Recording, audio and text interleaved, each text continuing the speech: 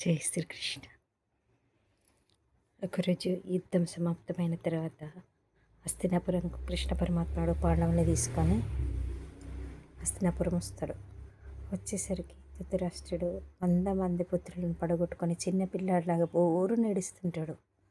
ఏడుస్తూ ఉంటే కృష్ణుడు చూడలేక ధృతరాష్ట్రుని దగ్గరికి వచ్చి, ఎందుకు ఏడుస్తున్నావు, ఏడవకని ఓదారుస్తుంటాడు.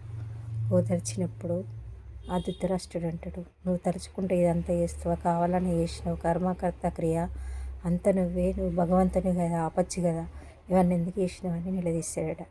అప్పుడు కృష్ణ పరమాత్ముడు అంటాడట, నేనేం చేయలేదు, అంతా నువ్వే చేశావు, ఇదంతా నువ్వే చేసుకున్నావు, నువ్వు చేసిందే అని అంటాడట. అప్పుడు ధృతరాష్ట్రుడు అంటాడు, నేనేం చేయలేదని అంటాడట. ఏం చేసినా చెప్పు అని అంటాడట. కృష్ణ పరమాత్ముడు అంటాడట, అయ్యా 50 జన్మల కింద నీ కర్మ నువ్వే అనుభవిస్తున్నావు. 50 జన్మల కింద నువ్వు ఒక వేటగానివి. వేటాడుతూ ఆ శోక చక్రం మీ పైన గువ్వల జంట 100 గుడ్లను పెట్టుకుంది. ఆ 100 గుడ్లని బాణంతో కొట్టి విచ్ఛిన్నం చేసినావు. అప్పుడు ఆ 2 గువ్వలు అహర్నిశలు ఆ 100 గుడ్ల కోసం క్షణంలో 100 పిల్లలు అవుతాయి అని కలలు కంటున్నాయి. వాటికి బాణంతో కొట్టి వెంటాడి వాటిని తీసుకున్న ఆ పుత్రశోకం, ఆ 100 పిల్లలని ఇలా చేసినవని నీవు కూడా ఇలానే అనుభవిస్తువుగా. కానీ ఆ గువ్వల జంట శాపం పెట్టి ప్రాణం విడిచినాయి. అప్పుడైతే ఇప్పుడెందుకు నేను అనుభవించాలి, ఆ జన్మలో ఈ జన్మ ఎందుకు తీస్తున్నావు అని అడుగుతాడట ధృతరాష్ట్రుడు.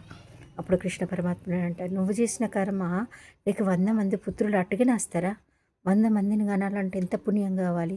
నీకు 50 జన్మలు పట్టింది నీ 100 మంది పుత్రులను కనడానికి. 50 జన్మల పుణ్యం దార వస్తే 100 మంది పుత్రులు కన్నవు.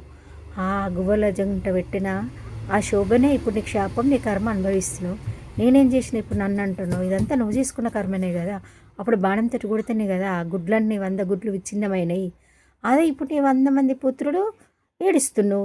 దీనికి నేనేం చేస్తా ఈక్వల్? నీ కర్మ నువ్వు అనుభవించినవు. నువ్వు చేసినావు అని నన్నంటే నేనేం చేస్తా అని ధృతరాష్ట్రుడిని అంటాడట. కర్మ ఇంత కఠినంగా ఉంటుందా అని కృష్ణుని అడుగుతాడట. అవును, తెలిసి చేసినా తెలియక చేసినా కర్మనే.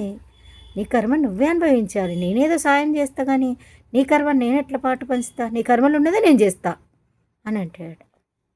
అంటే పుణ్యానికి పాపానికి తెలిసి చేసినా తెలియక చేసినా కంపల్సరీ అనుభవించక. అందుకే మానవులు ఏది చేసినా మంచి చేయాలి, జీవహింస అసలే చేయొద్దు. అప్పుడు గువ్వల జంటనే కదా, గుడ్లే కదా అని అనుకున్నాడు.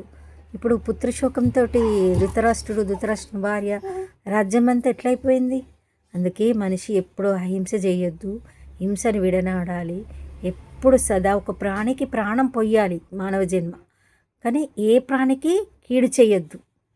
తెలిసి కానీ తెలియక కానీ అది పుత్రుల రూపంలో వెంటాడుతూనే ఉంటుంది. జై శ్రీకృష్ణ.